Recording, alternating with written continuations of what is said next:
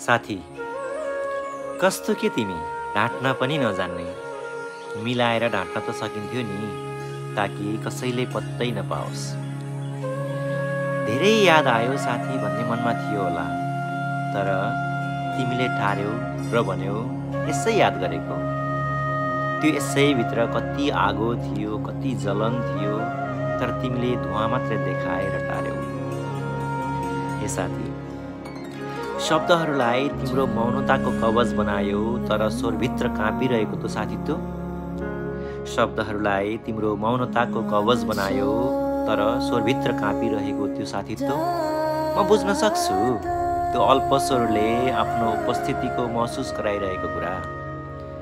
यसरी जसरी बादलले छेके पनि प्रकाश धरतीबाट कहिल्यै हराउँदैन, होइन र?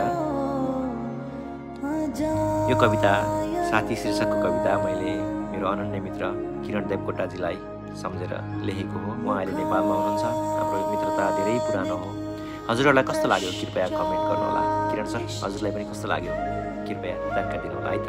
नमस्कार।